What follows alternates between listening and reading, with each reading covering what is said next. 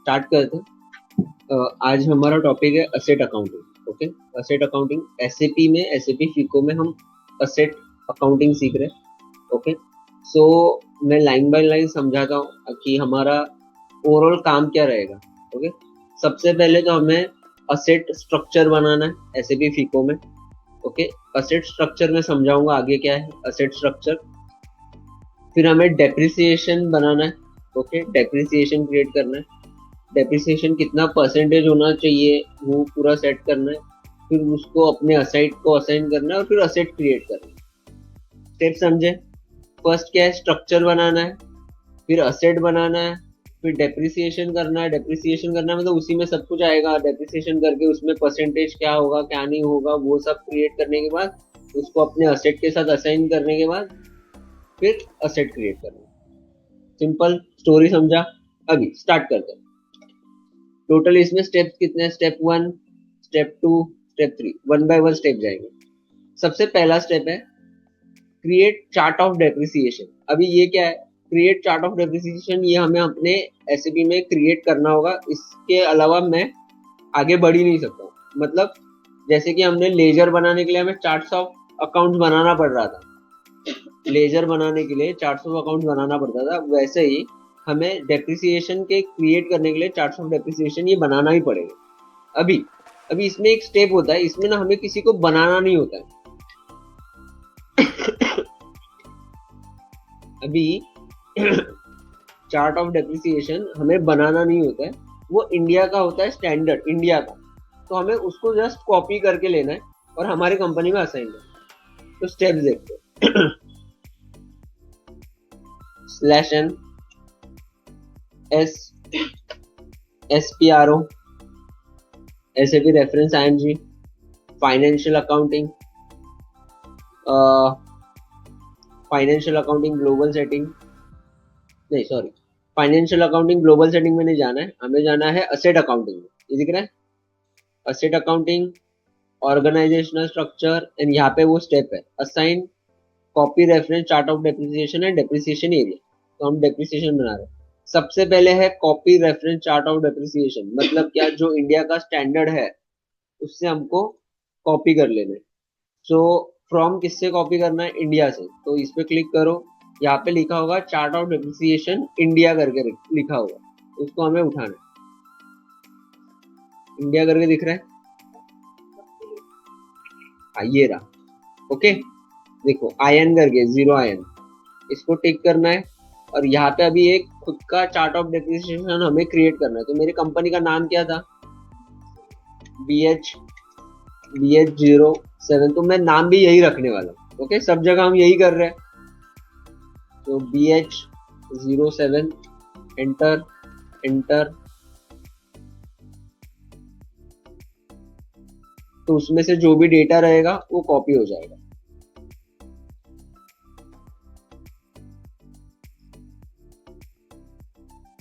Okay, और enter करो, back आ जाओ।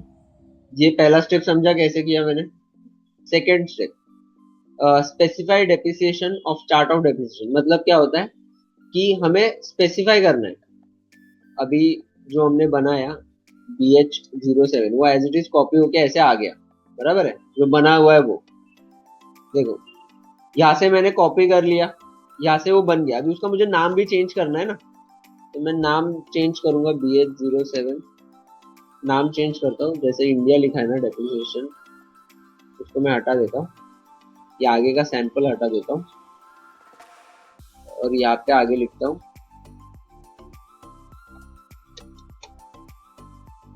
यहाँ पे लिखता हूँ फॉर BH07। बस नाम चेंज करूंगा और कुछ नहीं, क्योंकि वो एज इट इज कॉपी। अभी जो डेप्रिसिएशन एरिया हमने कॉपी किया है वो पूरा इंडियन अकाउंटिंग स्टैंडर्ड के हिसाब से सब कॉपी हो गए। ओके, तो हमें इसमें से सारे नहीं चाहिए, बाकी के हम डिलीट करेंगे। हमें just book depreciation and tax depreciation on balance sheet value इतना ही रखना है, तो बाकी सब हटा दो, या ये भी नहीं रखोगे तो भी चलेगा। Just depreciation as per income tax 1961, इन दोनों को रख के बाकी सब डिलीट कर दो। इन दोनों को ही रखना है। ओके, अभी इसमें अकाउंटिंग प्रिंसिपल डालो, इसमें इंडियन अकाउंटिंग स्टैंडर्ड,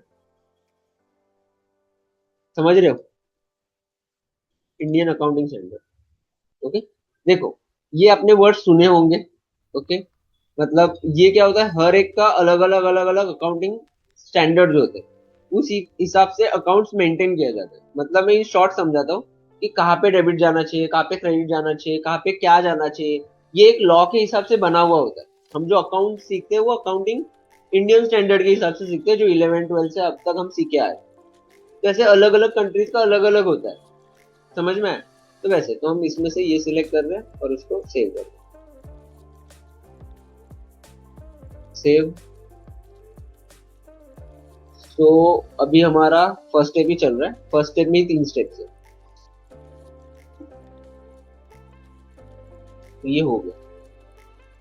इसमें हमने क्या क्या किया, पहले तो इंडिया का जो स्टैंडर्ड है उससे कॉपी किया, नाम चेंज किया और उसमें कुछ चेंजेस किए जो हमें चाहिए। अभी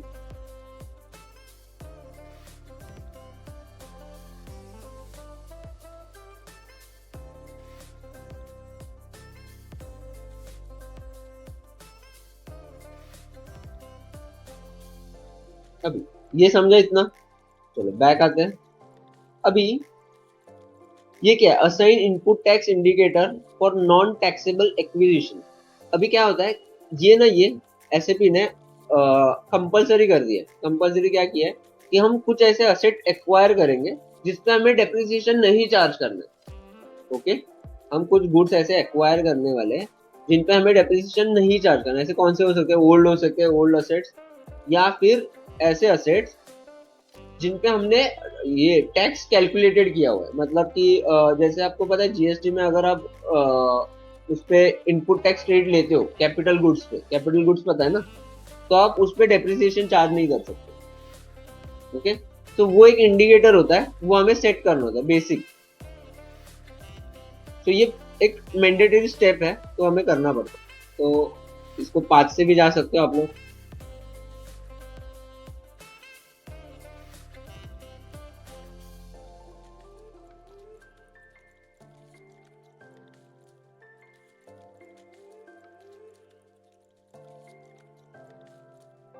टैक्स ऑन सेल्स परचेस में आता है ये, और इसमें आता है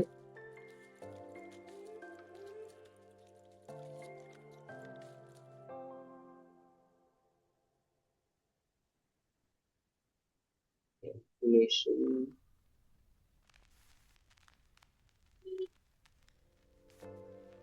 ये देखो दिख रहा है, assign tax for non taxable transaction.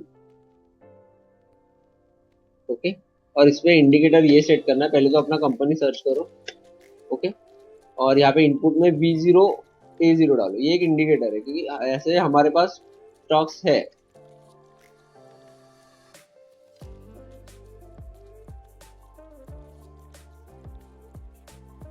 Enter करो तो सेव करो, कैसे हमारे पास इन फ्यूचर होने वाले स्टॉक्स। /n।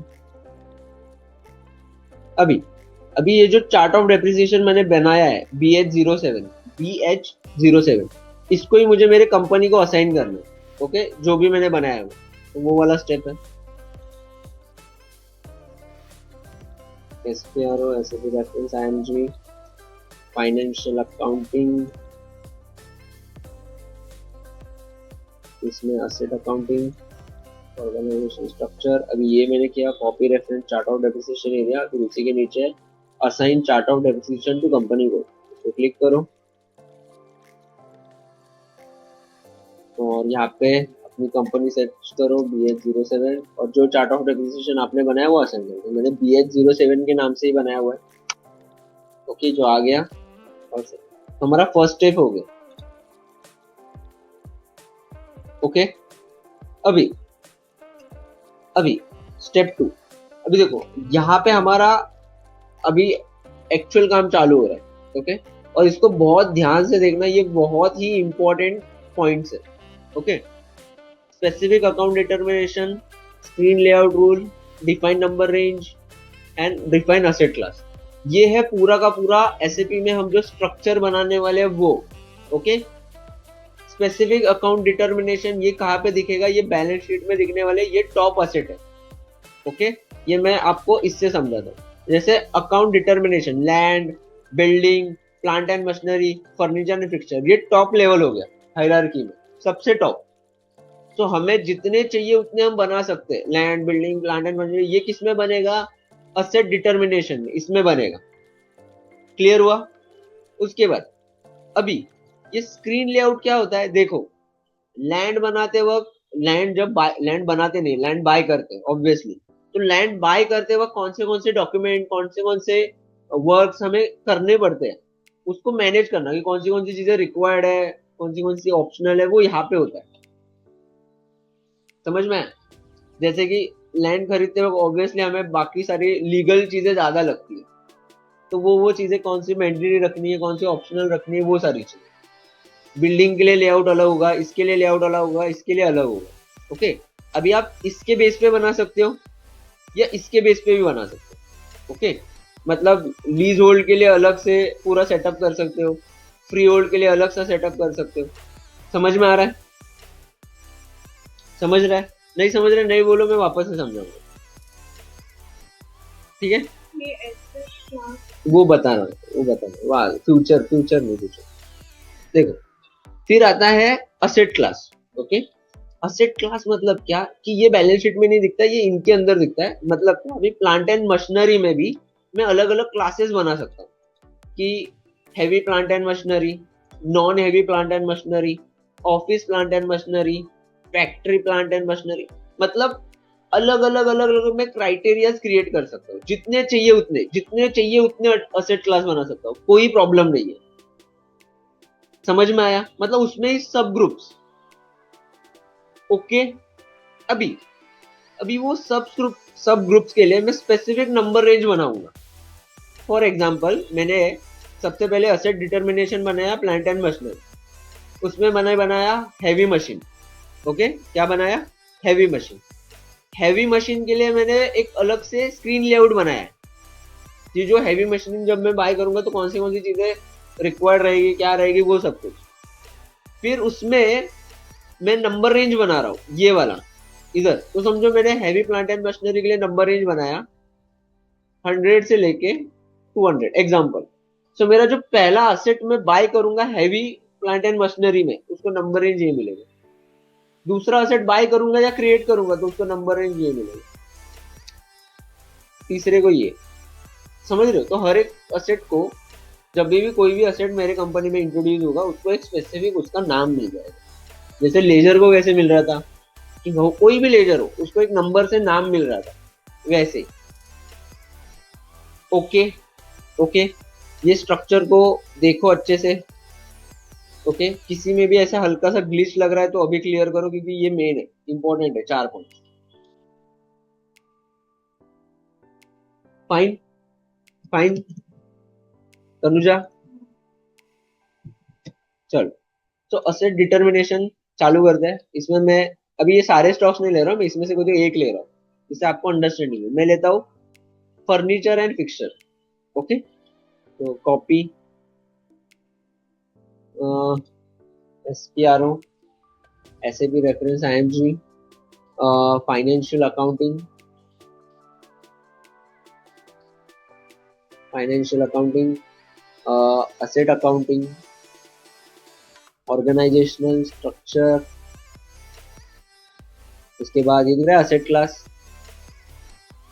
इसमें दिख रहा है asset determination, screen layout, define number range and asset class, चारों एक लाइन में ही है। तो सबसे पहले असेट डिटर्मिनेशन। इसमें देखो, अभी एक चीज माइंड में रखो, हम ना खुद से कुछ ऐसे, क्योंकि ये बैलेंस शीट से आते हैं, तो हम खुद से ऐसे क्रिएट नहीं कर सकते। ओके, मतलब न्यू एंट्री करेंगे, मतलब स्क्रीन लेआउट का बात कर रहा हूँ अभी। सबसे पहले तो एक कोड डिसाइड करो।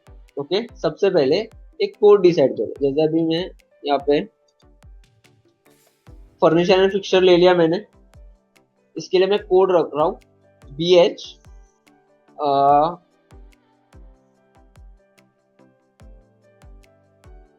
MM या FF। Okay, BH FF furniture and fixture. Okay, उसके लिए स्क्रीन लेआउट में बना रहा हूँ BH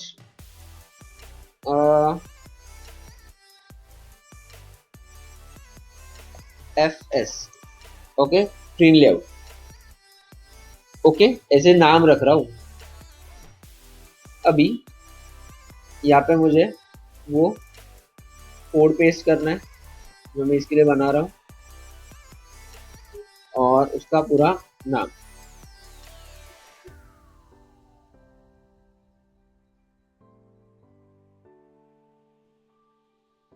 ये जस्ट मुझे एक रिमेम्बर रखने के लिए, और सेव कर। ये हुआ। ऐसे आप लाइन से जितने चाहिए उतने बना सकते हो। सेव, बैक, बैक, एक बार save, back, create screen layout. अभी देखो, स्क्रीन लेआउट क्रिएट नहीं कर सकते तो हमें फर्नीचर और फिक्सचर का लेके आगे बढ़ना पड़ेगा। दिख रहा है इधर एक फर्नीचर फिक्सचर करके दिया हुआ है, इसको हम सिलेक्ट करेंगे। सिलेक्ट करने के बाद यहाँ से मैं कॉपी एज, और इसका नाम मैं चेंज करूंगा, जो नाम मैंने रखा है वो रख दूंगा। ओके, और इधर एंड में भी चेंज करते हैं फॉर BH07। बस एंटर, समझा? ये हम क्रिएट नहीं कर सकते, सीधा हम कॉपी करेंगे किसी से, बस अपना कोड चेंज कर देंगे कॉपी करने में। उसके बाद डिफाइन नंबर रेंज, ये बनाना है हमें। ये तो सेव हो गया। Back, define number range, company code डालो BH07। अभी देखो, असेट के लिए नंबर रेंज बना रहे हैं, जो भी असेट, तो मैं इधर एक नाम डाल रहा हूँ 01, और मैं यहाँ पे छोटा सा नंबर ले रहा हूँ 100 से लेके 300 तक, एग्जाम्पल के लिए ले रहा हूँ, और सेव कर दो। ये समझा? अभी अभी अभी क्या करेंगे, इन सबको ना जोड़ेंगे।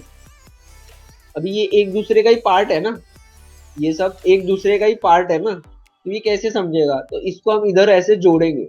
ओके, तो कैसे जोड़ेंगे देखो। अभी असेट क्लास में क्या बना रहा हूँ, मैं बना रहा हूँ ऑफिस फर्नीचर, तो मैं इधर लिख देता हूँ, मैं बना रहा हूँ ऑफिस फर्नीचर। ओके, और इसके लिए भी टी कोड बनाना पड़ेगा, तो BHOF। ओके, BHOF, ये मेरा ऑफिस फर्नीचर के लिए मैंने कोड बना दिया। असेट डिटर्मिनेशन, न्यू एंट्री, यहाँ पे असेट क्लास रहेगा मेरा BHOF। ओके, इसके लिए मैं नाम रख रहा हूँ office furniture for BH07, same, paste होगा। ओके, अभी ये किसके अंडर आने वाला है, ये किसके, असेट डिटर्मिनेशन लिखा है ना यहाँ पे, तो ये किसके अंडर है, ये किसके अंडर है, ये है फर्नीचर एंड फिक्सचर के अंडर। उसके लिए हमने कोड क्या बनाया वो हमें यहाँ पे असाइन करना है, तो यहाँ पे कोड क्या करना है BHFF, तो यहाँ पे आएगा BHFF। समझ रहा है, कनेक्ट हो रहा है। फिर स्क्रीन लेआउट रूल, हमने इसके लिए स्क्रीन लेआउट BHFS, तो BHFS, ठीक है। उसके बाद नंबर रेंज हमने बनाया 01 करके, तो अभी हम यहाँ पे ऐसे 01 टाइप नहीं कर सकते। ओके, हमें सिलेक्ट करना पड़ेगा, तो हम इस पे क्लिक करेंगे, और हमें अपने कंपनी कोड के हिसाब से उसको जाके ढूंढना पड़ेगा। अभी आप बोलोगे ये इतना सब है कैसे होगा, तो रियल टाइम में इतना नहीं रहता है, क्योंकि हम एक ही कंपनी का है ना, ये अलग अलग कंपनी का असेट्स है, एक ही कंपनी का दिखेगा ना। अभी जैसे कि देखो, ये 01 इस कंपनी का, ये 01 इस कंपनी का, और आप रियल टाइम में करोगे तो एक ही कंपनी दिखेगा, और आपको सिर्फ नंबर दिखेंगे, तो आपको सिर्फ नंबर सब डायरेक्ट डाल सकते हो आप, तब इश्यू नहीं है। समझ रहे हैं मैं क्या बोल रहा हूँ? पक्का ना? देखो, हाँ हाँ मत बोलना अगर नहीं समझ रहे तो। हाँ, ये देखो दिख रहा है, आया, इस पे डबल क्लिक करो, देखो 01 आ गया। बस इंक्लूड असेट, इस पे टिक करना और सेव करना, तो आपका असेट क्लास रेडी हो गया। पूरा स्ट्रक्चर रेडी हो गया। मतलब इसमें असेट इन्वेंटरी में भी असेट रखने वाला है। हाँ, अभी ये स्टेप समझा। एग्जाम्पल के लिए मैंने यहाँ पे देखो, यहाँ पे एसेट डाला हुआ है, ठीक है।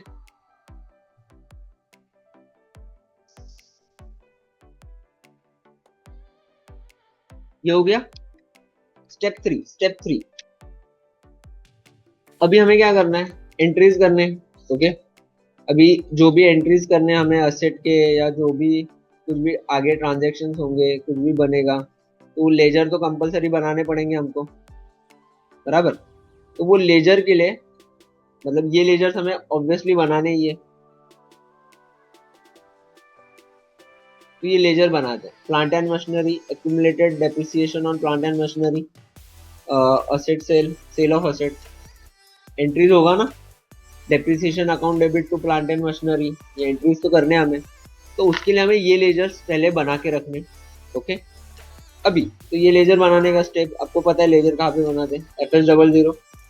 यहाँ पे मैंने बताया हुआ है सब कहाँ कहाँ जाएगा, इसका फील्ड स्टेटस क्या रहेगा, वो सब यहाँ पे दिया हुआ है, ओके। तो आपको एज इट इज कॉपी करना है।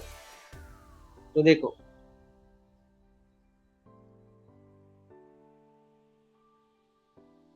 सेव/n, सबसे पहले FS00,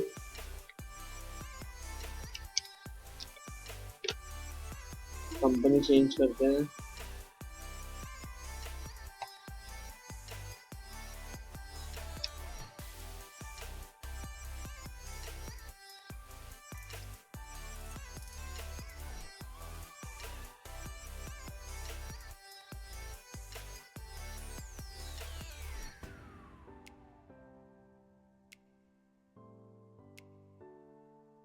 नशीब, लक्ष्य दिवस। ओके।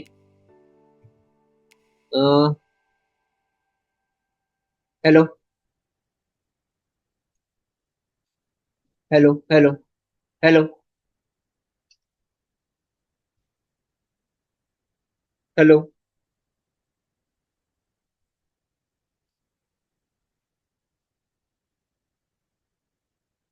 हेलो। हाँ, ये तो ठीक है। तो बना दे फटाफट से लेजर। ओके, असेट के लिए लेजर बनाना है। सबसे पहला है मेरा ledger plant and machinery, okay. तो मेरा तो प्लांट एंड मशीनरी नहीं है, मेरा तो फर्नीचर एंड फिक्सचर है ना। तो new entry 1002, balance sheet, asset, furniture fixture, control data में आपको यहाँ पे लेना है असेट, ओके। शॉर्ट की देखो, शॉर्ट की में थोड़े चेंजेस है, देखो। शॉर्ट की क्या डालना है, 0018, ओके। ये चेंजेस है। असेट नंबर 018, ठीक है। असेट नंबर कंपल्सरी आना चाहिए। उसके बाद क्रिएट, यहाँ पे भी चेंजेस है, दिख रहा है। G067, अभी 67 हमने पहले भी यूज किया था, ओके। हाँ, रिकंसिलेशन में बराबर है। अभी देखो, आपका एक डाउट था कि हम असेट कैसे क्रिएट करेंगे, मल्टीपल लेजर्स इधर बनेंगे क्या। तो देखो, इसी के अंदर अभी मल्टीपल असेट बनेंगे फर्नीचर एंड फिक्सचर्स में। 67 कब यूज करते हैं, जब उस एक अल्टीमेट ग्रुप है वो, ओके। फर्नीचर एंड फिक्सचर एक ग्रुप है, पर उसके अंदर हम बहुत सारे लेजर। अभी देखो, यहाँ पे डोमेस्टिक कस्टमर तो मैंने 1000 बना दिया है, डोमेस्टिक वेंडर भी मैंने 1000 बना दिए, पर यहाँ पे नहीं दिख रहा है ना वो। समझ रहे हो? वो तो सारे बने हुए हैं, उसके लिए अलग रिपोर्ट्स, अलग पी कोड, सब अलग है। वैसे ही असेट का भी अलग है सब, बस यहाँ पे एक मेन दिखेगा जो बैलेंस शीट में दिखने वाला है, वही नाम इधर दिखेगा, ठीक है। इसको मैं सेव करता हूँ, ये सेव हो गया। देख लो अच्छे से क्या क्या किया है, और मैंने एक्सेल शीट में डाला हुआ अभी। नेक्स्ट लेजर बनाएंगे, यहाँ पे दिया हुआ है असेट इनकम एक्सपेंस। नेक्स्ट है cumulated depreciation.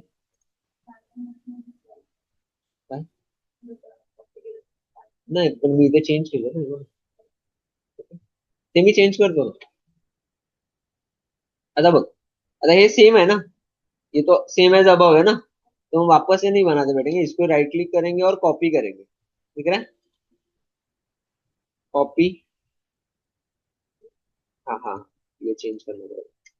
Three, okay copy, ये चेंज होगा. क्यूमुलेटेड डेप्रिसिएशन तो थोड़ा छोटा कर दो.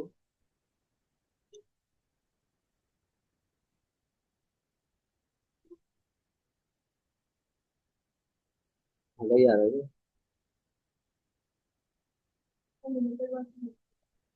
ते वरती असतात ते, एवढ्यातच असतात ते, खाली फुल लिहू शकतोस तू.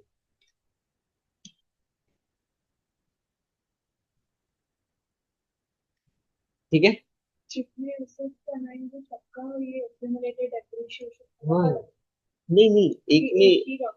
अभी देखो, ये accumulated depreciation on plant and machinery इन्होंने दिया हुआ है, ठीक है. तो मैं इसका अलग रख रहा हूँ ना, आपको एक में रखना है, एक में रखो. और ओके, बात बाइफरकेट करना है तो बाइफरकेट. मतलब आप देखो, ये हम इसका एक फाइनल आउटपुट क्या है कि मेरे को अलग अलग से रिपोर्ट, अगर मेरे को अगर अलग अलग रिपोर्ट नहीं चाहिए तो मैं एक ही बना सकता हूँ. Depreciation one, okay, accumulated depreciation, no furniture, no plant and machinery, सीधा एक में. ओके, ऐसे. अगर ऐसा करना है तो ऐसे करो, कोई इश्यू नहीं. और सेव करो. मैंने ना एक्चुअली एक्यूमुलेटेड डेप्रिसिएशन करके ना वो ज्यादा पता बना के रखा। हम्म. तो मेन ग्रुप है एक्यूमुलेटेड डेप्रिसिएशन, उसको यहाँ उसको पे फिर, मैं बाइफरकेट कर देती हूँ ना, तो मैं जब नहीं, वो उसको एसेट अभी उसी में डालो ना इसको. मतलब अभी मुझे तुम एसेट आपने में। ग्रुप में बना दिया है ना, हाँ तो उसको फिर उसके अंदर डालो. एक्यूमुलेटेड डेप्रिसिएशन बना दिया ना, हाँ, उसमें भी फर्नीचर और ये ऐड कर यस मैं सकते हो. वही सोच रही हूँ, हाँ, तो उसमें कर दूंगी, तो उसमें कर. मुझे यहाँ पे एसेट के प्लेस पे वो सिलेक्ट करना पड़ेगा हाँ अकाउंट। हाँ. तो आप जब है ना डेप्रिसिएशन सिलेक्ट करोगे तो डेप्रिसिएशन देखेगा. तो वो भी है तो हम्म. एसेट पे ही काम। हाँ, ये समझा इतना. उसके बाद sale of asset. Sale of asset, तो ये तो इनकम में आता है, सेल ऑफ असेट.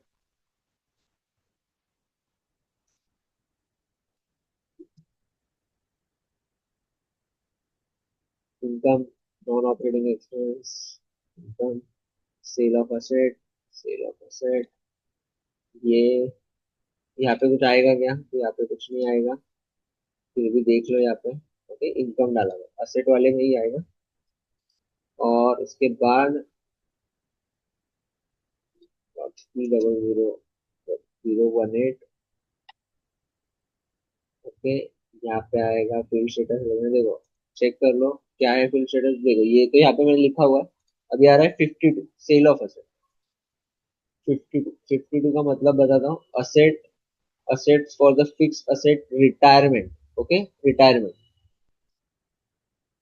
ओके, इसका मतलब मैंने बताया ना, इसके अंदर जो सेटअप रहेगा जब हम एंट्री करेंगे तो वो सेटअप हमें करना पड़ेगा कंपलसरी. फील्ड स्टेटस वेरिएंट का मतलब क्या होता है कि जो भी मैं एंट्री पास कर रहा हूँ उसके वक्त जो आगे के 99 फील्ड्स आ रहे हैं उसमें कौन सी चीजें ऑप्शनल रहेंगी, मैंडेटरी रहेंगी, वो सारी चीजें.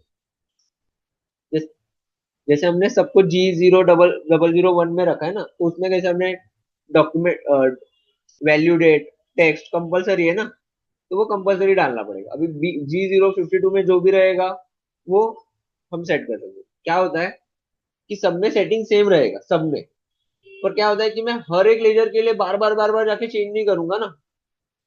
अभी समझ रहा मैं क्या बोल रहा हूँ. सब में वो पूरा का पूरा सेम रहेगा, किसी में ऑप्शनल. अभी मैं हर लेजर के लिए बार बार जाके चेंज नहीं होगा, उससे प्रॉब्लम हो जाएगा कि पिछला लेजर का वो सेटिंग पे है, फिर नेक्स्ट में वो चेंज करो.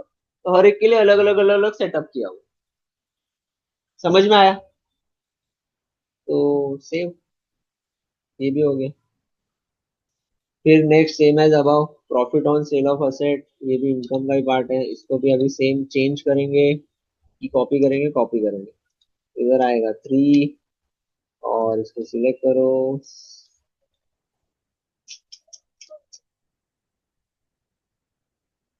ये मैं टाइम बचाने के लिए कर रहा हूँ तुम लोग को टाइप करने में. ओके, प्रॉफिट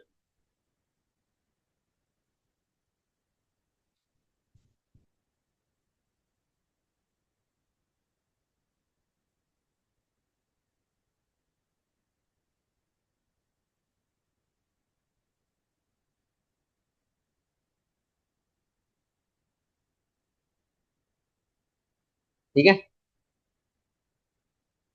बाकी सब तो सेम रहेगा। Next, expense, loss on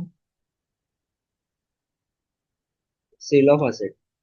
okay, तो ये तो एक्सपेंस में जाएगा।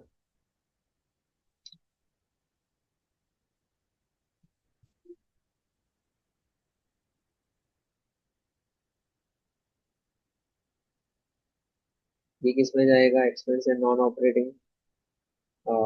ये किस में जाएगा, एक्सपेंस में ना। Loss of sale of asset,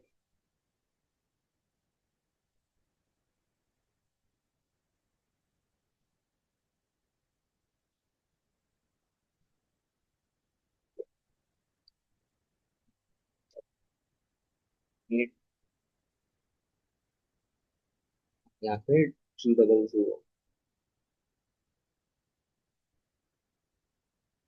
ठीक है, ओके। ये मैं आपको बार बार एक्सेल शीट दिखा रहा हूँ जिससे आपको पता चलेगा आपको फॉलो क्या करना है। अभी बाकी सब तो सेम है। प्रॉफिट का जी। अच्छा हाँ, मैंने ये से, हाँ हाँ हाँ, ठीक है, कोई इशू नहीं। ये वाला ना, इसको चेंज कर दो। ये एसेट नहीं है ना, इसलिए इनकम का टाइप है ना। नेक्स्ट, अभी स्क्रैपिंग ऑफ मशीनरी, ये आएगा लॉस, ये भी लॉस ही है अपने लिए। कॉपी फ्री, बस यहाँ पे चेंज करना है हमें। ठीक है,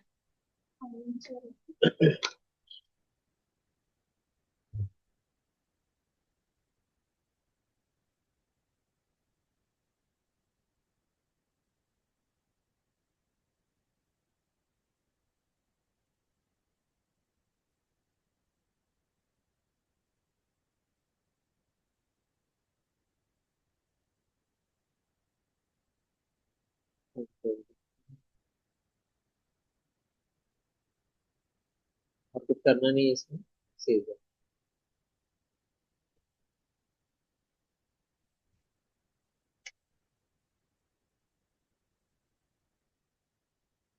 डेप्रिसिएशन ऑन मशीनरी।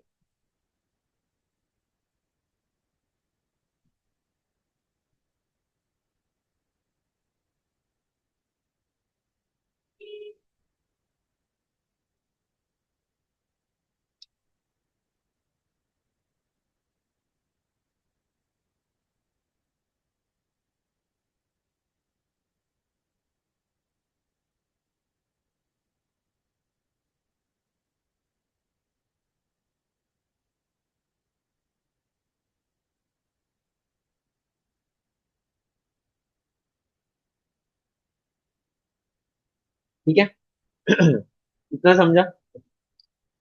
नेक्स्ट, अभी हमें क्या करना है, ये जो हमने लेजर बनाया है ना, ये हमको हमारे बैलेंस शीट में असाइन करने हैं, जिससे इसमें हम जो भी ट्रांजेक्शन करें ऑटोमेटिक बैलेंस शीट में अपडेट हो जाए। हम कनेक्ट कर रहे हैं। टैली में देखो, हमने जैसे ही परचेस का एंट्री किया या असेट का एंट्री किया, बराबर है, तो इफेक्ट कहाँ पे दिखता है। जैसे मैंने समझो असेट परचेस किया, तो उसका इफेक्ट कहाँ पे दिखेगा, कहाँ पे दिखेगा। बैलेंस शीट में दिखेगा और किधर दिखेगा।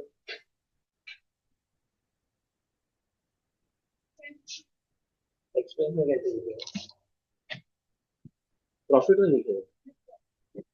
फिर हाँ, तो कैश गया तो उसका इधर दिखेगा। कैश आने का इफेक्ट किधर दिखता है, एक्सपेंस में। कैश कौन से किधर होता है, तो असेट में दिखेगा ना इफेक्ट।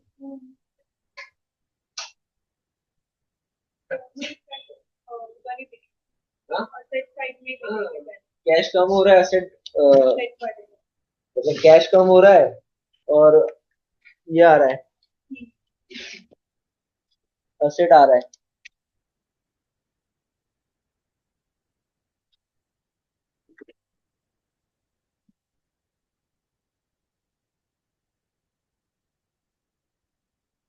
वही अभी स्टेप्स करने हैं हमें। देखो, टी कोड से जा रहा हूं मैं,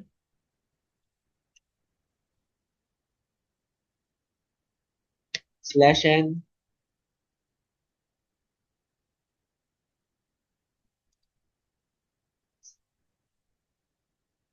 AO 0। देखो, दिख रहा है BH आ रहा है, BH07, इसको सिलेक्ट करो और ये दिख रहा है बैलेंस शीट और असेट डिटर्मिनेशन, इस पे असेट डिटर्मिनेशन में जाओ। देखो कैसे आया, मैं वापस से दिखा दो। /n, हमें क्या करना है, वो लेजर्स को हमारे बैलेंस शीट में असाइन करना है। जैसे ही हम एंट्री पास करेंगे ऑटोमेटिक हमारे बैलेंस शीट में अमाउंट ट्रांसफर होते जाएंगे, बराबर।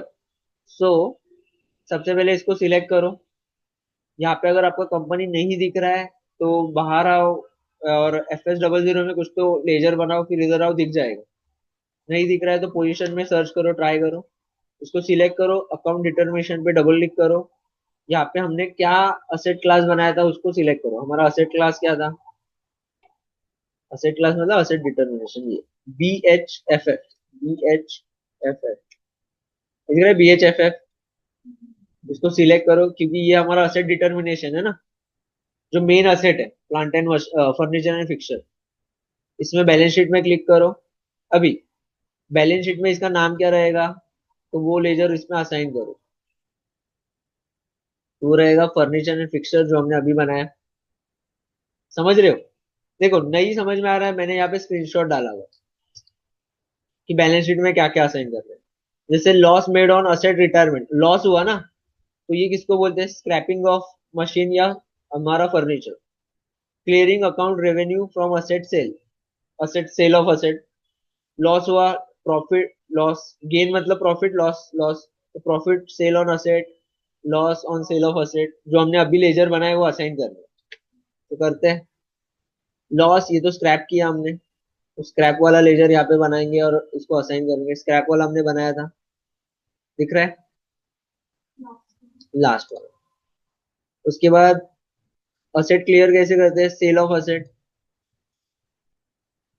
Cell of asset. ओके, ये तो सब में कॉमन होगा। फिर गेन, प्रॉफिट, ये क्या हो रहा है, ये सब हम क्यों कर रहे हैं, एंट्री होने के बाद ऑटोमेटिक इसमें अमाउंट ट्रांसफर होते जाएंगे। जैसे हम टैली में कोई भी एंट्री करते हैं तो ऑटोमेटिक बैलेंस शीट में रिफ्लेक्ट होता है, P&L में रिफ्लेक्ट होता है। वो क्यों होता है, वो इन सारी चीजों से होता है।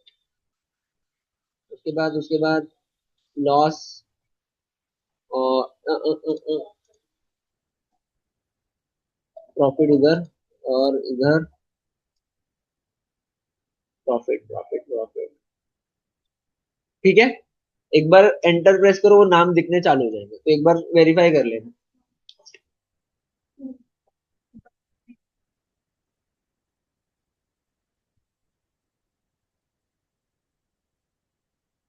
इसलिए वेरीफाई करो।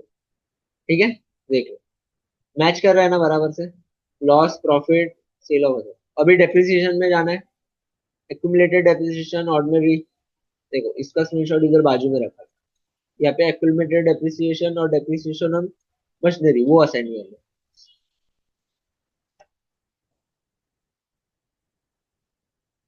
accumulated and depreciation on furniture and fixture, depreciation। ये दो बार क्यों हुआ? दोनों में क्या फर्क? कैसा होता है पता है क्या, हमें ना इनको एंट्री से बताना पड़ेगा। सबसे पहले हमें ना, ऐसा नहीं होता कंपनी में डायरेक्ट से डेप्रिसिएशन का एंट्री होता है, पहले हमें एक्यूमुलेटेड डेप्रिसिएशन का भी एंट्री करना पड़ता है, पास ऑन करना पड़ता है। ओके, मतलब पूरा एक सीक्वेंस होता है एंट्रीज का, अकाउंट समझाना पड़ेगा। समझ रहे हो? वो पता है ना, तुमने सुना भी होगा। अगर एक्यूमुलेटेड डेप्रिसिएशन आपको पता नहीं है तो पता है तो एंट्री भी पता होगा कि डेप्रिसिएशन सीधा नहीं चार्ज होता है, फिर एक्यूमुलेटेड डेप्रिसिएशन, फिर उसको ट्रांसफर किया जाता है। ठीक, ये मैं पढ़ाता हूँ नेक्स्ट लेक्चर में, अभी एंट्रीज सिखाता हूँ। ओके, तो वो सबको एक साथ ही सिखाता हूँ।